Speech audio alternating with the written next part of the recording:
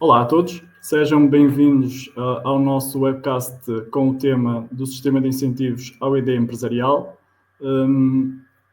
Definir aqui que o Sistema de Incentivos ao ED Empresarial não se encontra neste momento com uma call em aberto, sendo que a última call que existiu terminou em dezembro de 2024. No entanto, verifica-se aqui que existe a possibilidade de um novo aparecimento de uma nova call dentro de muito em breve.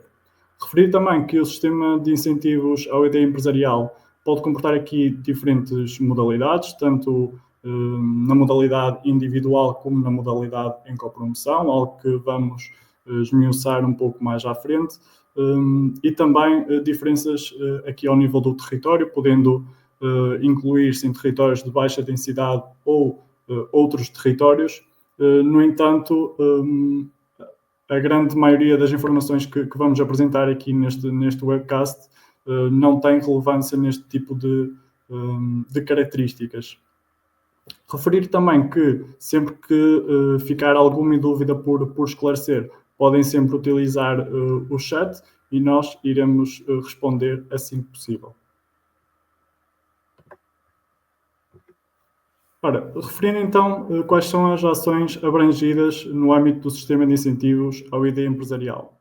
São operações de investigação e desenvolvimento, tanto na modalidade individual como em copromoção, realizadas entre empresas e ou entidades não empresariais do Sistema Científico Nacional, as denominadas ENESIs, alinhadas com os domínios prioritários da Estratégia de Investigação e Inovação para uma especialização inteligente, aqui a RIS3, estimulando a sua valorização económica e também a promoção da inovação. Relativamente a informações gerais do sistema de incentivos, são beneficiários as pequenas e médias empresas ou small mid caps e também as ENESIs na modalidade de copromotoras. Quanto ao período de execução do projeto, poderá ser de 24 meses na modalidade individual ou poderá estender-se até aos 36 meses na modalidade de copromoção. Relativamente ao investimento elegível mínimo, são os 150 mil euros, sendo que o objetivo primordial aqui deste sistema de incentivos recai sobre as melhorias significativas ou o aparecimento de produtos, processos ou sistemas. Relativamente à taxa de incentivo, poderá focar-se no máximo de 80% para as empresas ou então um máximo de 85% para ENESIs, e aqui já vamos esmiuçar um pouco mais à frente qual o impacto que pode existir aqui nestas taxas de incentivo, sendo que existe aqui sempre uma metodologia de cálculo sobre custos simplificados. Quanto ao período de candidaturas, tal como já referi, não existe neste momento uma call em aberto, perspectiva-se que exista esta abertura de call ainda durante o primeiro trimestre de 2025, até pela divulgação do plano anual de avisos, estendendo-se aqui até ao final do ano de 2025. Quanto a critérios de elegibilidade deste sistema de incentivos e que são transversais, muitos deles, a outros sistemas de incentivos. Se for o caso de uma PME, terá que apresentar aqui a certificação eletrónica. Também estar legalmente constituído, incluindo aqui o RCBE. Não pode haver lugar a qualquer dívidas, tanto à autoridade tributária como à Segurança Social ou a fundos europeus.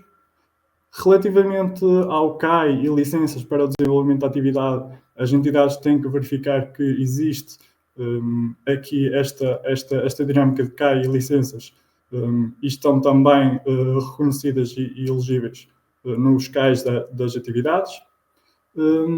Não ter aqui salários em atraso.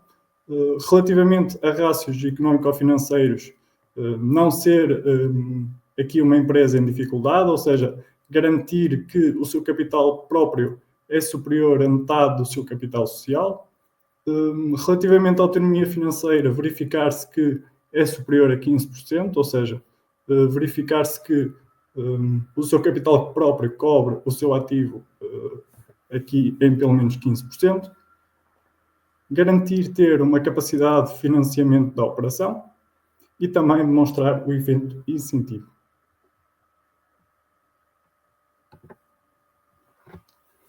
Quanto a despesas elegíveis, a elegibilidade das despesas orçamentadas em sede de candidatura é aqui definida tendo por base a metodologia de custos simplificados, ou seja, traduzindo-se aqui numa aplicação de um custo unitário aos ETIs previstos no projeto.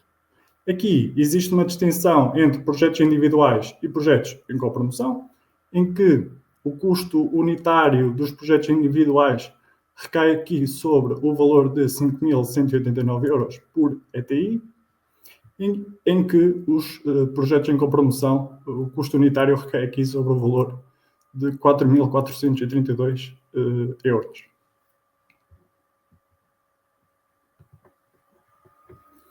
Relativamente aqui a este ponto, e de forma a clarificar, trago aqui um exemplo prático de um hipotético projeto em copromoção, em que o valor do investimento real recai aqui sobre um total de 285 mil euros, subdividido aqui em algumas rúbricas de despesas, como despesas com pessoal, equipamentos, participação em feiras, também serviços externos ou custos indiretos. E isto é aquilo que é a base de um investimento real. No quadro mais à direita verificamos aqui a metodologia dos custos simplificados.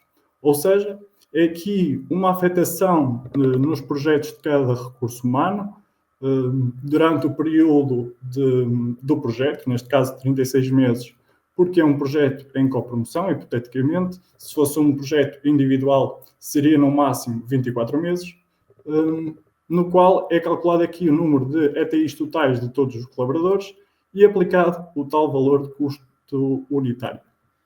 Pegando aqui no exemplo do colaborador 1, se existir aqui uma afetação de 50% durante os 36 meses do projeto, temos aqui um total de ETIs de 18 ETIs, em qual é aqui aplicado então o custo unitário de 4.432 euros, lá está, por hipoteticamente o projeto ser em copromoção. Ou seja, somando aqui todos os ETIs calculados de todos os colaboradores afetos ao projeto e aplicando-lhe o custo unitário, temos então aqui o valor total de 223.372,80.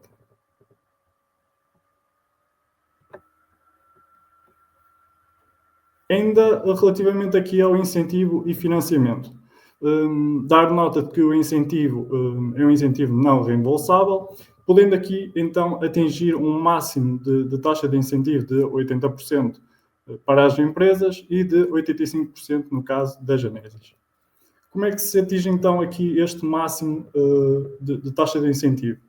Partimos aqui de duas taxas base, uma taxa base para atividades que recaiam aqui na investigação industrial com uma taxa de 50% e para atividades que recaiam sobre o desenvolvimento experimental com uma taxa de 25%.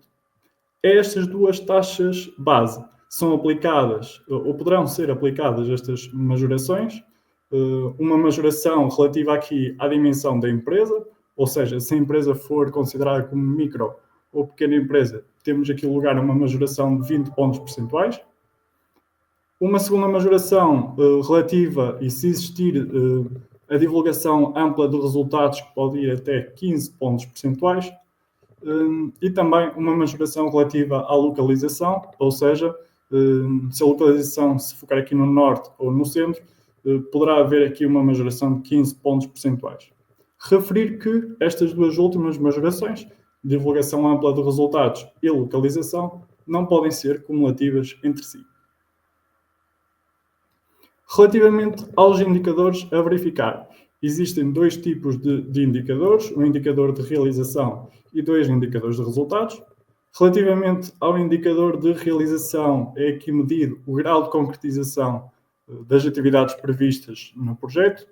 Relativamente aos indicadores de resultado, foca-se muito no número de inovações introduzidas nos produtos, processos ou serviços, ou suas melhorias, e um segundo indicador aqui respeitando aos empregos de investigação criados e também medidos em ETIs.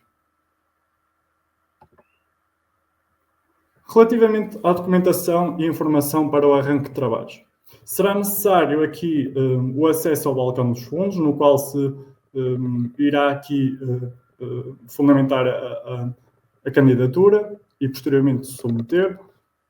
Será também necessário aqui as demonstrações financeiras das entidades, no caso de Enesis, a apresentação do relatório e contas, também os currículos dos recursos humanos afetos ao projeto, ou então, no caso de novas incorporações, os perfis de novos recursos humanos que venham a acrescentar-se aqui à equipa, uma vez que este sistema de incentivos permite a contratação de novos recursos humanos. Também o certificado de PME, o comprovativo de RCBE e também as certidões de não-dívida AT e à Segurança Social. Depois, ao longo da candidatura, é possível aqui desenvolver alguns elementos que irão incorporar a candidatura. Aqui, em primeiro lugar, mostramos aqui o anexo técnico, que é um descritivo com não mais de 40 páginas, que se foca muito na parte técnica da candidatura. Um segundo descritivo que nós denominamos como textos formulário, que basicamente se foca muito no mérito da candidatura.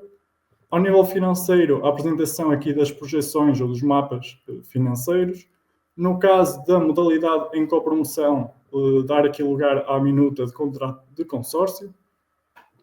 Também a declaração de efeito de incentivo, e aqui, falando um pouco do efeito de incentivo, é uma declaração sobre o compromisso de honra de que as entidades atestam de que não existe qualquer despesa prévia ao momento de candidatura, todas as despesas têm que ser posteriores ao momento de candidatura. Também um diagrama de Gantt, em que espelha de forma temporal e ao nível das atividades todos os elementos da candidatura. E no caso da Genesis, a declaração da situação líquida positiva com referência ao ano pré-projeto e a declaração da inscrição orçamental do projeto.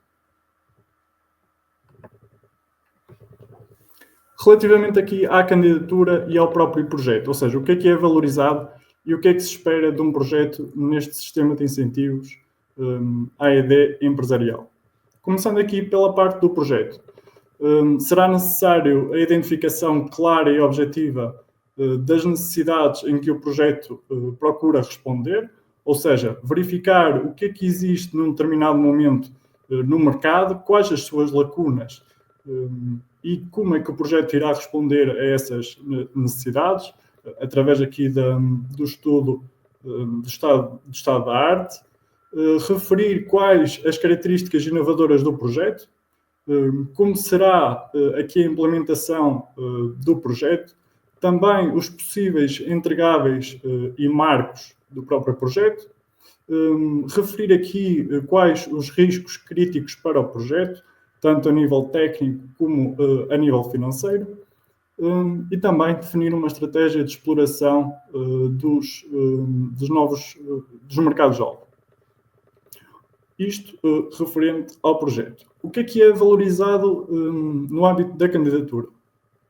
É valorizado aqui o alinhamento com as prioridades da RIS3, ou seja, qual é o impacto positivo que o projeto irá fomentar na região onde se insere, o alinhamento com o Green Deal ou o Programa Europa Digital, ou seja, como é que visa aqui ao nível da Europa identificar como é que pode acrescentar valor ao nível do ambiente, também ao nível das competências técnico-científicas da equipa, demonstrar que a equipa é capaz de executar todo o projeto, ou se existir aqui lugar à contratação de recursos humanos, referir também esse ponto. Relativamente à análise de risco objetiva, lá está, referir quais os riscos para o projeto, tanto técnico como financeiros. Referir as vantagens face à solução existente neste momento no mercado.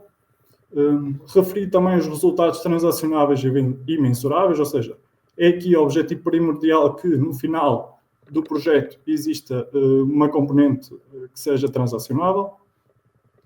Também qual a metodologia mais adequada para a aplicação do projeto, a identificação para os mercados-alvo, o contributo que poderá existir aqui no projeto para as exportações, na eventualidade aqui da contratação, lá está, dos recursos humanos altamente qualificados, e também se houver lugar aqui à disseminação de resultados.